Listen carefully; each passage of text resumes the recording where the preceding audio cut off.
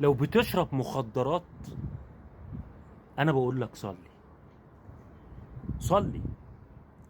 والله يا جماعه الصلاه. بتشرب مخدرات، بتزني، بتمشي مع اصحاب سوء، بتسب الدين، بتسرق، بتعمل اي حاجه وحشه، صلي. دخل الصلاه في حياتك. انا ماليش، انا مش شيخ والله، ما يعني انا مش شيخ، وما يغركش زبيبه الصلاه ولا الدقن ولا النقاب. ما يغركش الكلام ده كله. اصلها ولا بالزبيبه ولا بالدقن ولا لا لا لا لا، مش بالكلام ده خالص. ده حاجه كده من عند ربنا سبحانه وتعالى الصلاه دي. وبعدين خلي بالك، انا عايز افهمك حاجه. انت ربنا سبحانه وتعالى بيختارك اساسا ليه؟ عشان تصلي له. مش هنتكلم بقى عن الناس التانية اللي بتسمع، يعني مش هقول لك بقى ايه زي الشيوخ، انت بتسمع الاذان انت ما بتصليش ليه، انت مستكبر. لا انا مش شيخ والله، ما شيخ. بس انا بتكلم عن تجربة شخصية ليا انا. تجربة شخصية انا ليا. انا سبحان الله ببقى نايم من احلاها نومة، الاقي نفسي كده هو، يعني لا مؤاخذة مثلا عايز اعمل حمام. لما اقوم اعمل حمام الاقي في وقت الصلاة، اخش دورة المية واتوضى واصلي. يا ده ربنا اختصني بحاجة جميلة. ربنا سبحانه وتعالى.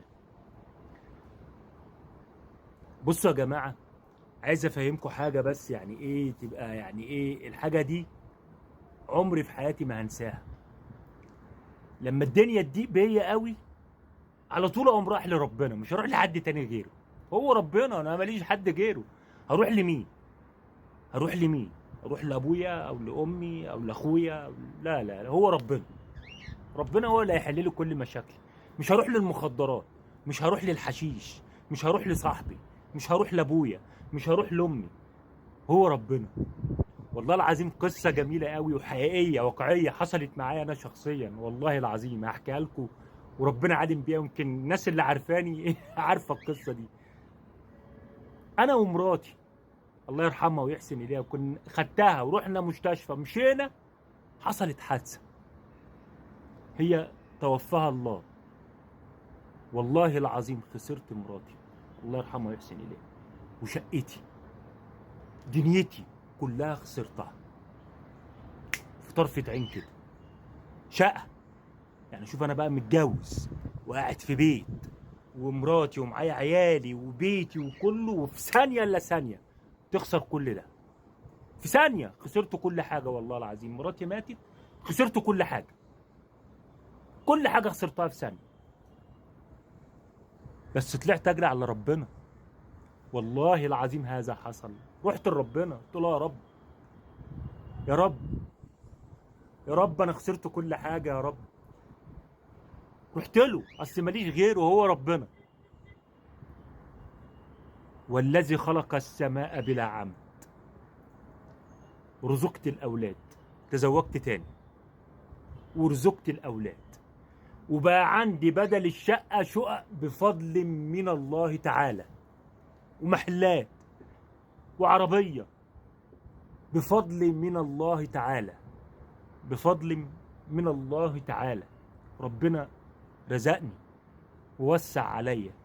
ليه؟ رحت له. والله يا جماعه، يعني عايز اقول لكم حاجه، يعني عارفين اكبر حاجه في حياتك تألمك ايه؟ لما يكون حد عايش وهو مش عايش قدامك. دي اكبر حاجه تألمك. ملخص كلامي يا جماعه عشان ما اطولش عليكم، حاول اللي انت تحط ربنا على طول في حياتك، مالكش دعوه بحد. ده ربنا جميل قوي قوي قوي قوي قوي قوي قوي. يا على عظمته. ده انا كنت بشرب في اليوم 3 علب سجاير وعلبتين سجاير في اليوم. والله كنت بشرب في اليوم اكتر من علبتين سجاير في اليوم، كنت حريقه سجاير. اخر ما زهقت قلت له يا رب. رحت لربنا برضه، بس ماليش غيره، انا هروح لمين؟ اروح لمين؟ رحت لرب، يا رب، يا رب انا عمال اشرب سجاير، انا زعلان من نفسي يا رب. وسجدت له كده في الفجر، انا فاكر كان في رمضان، قلت له يا رب، يا رب انا زعلان من نفسي يا رب. والله العظيم يا جماعه، اقسم بجلاله الله ما فيش اسبوع كنت ابلع السجاره كده طعمها اتغير معايا، ما بقتش عارف اشربها. وبطلت السجاير. ازاي بقى دي؟ كانت مستحيل بالنسبه لي ان انا ابطل سجاير، بس انا رحت للملك، انا رحت الملك الملوك وقلت له يا رب، ودعيته بصدق نيه.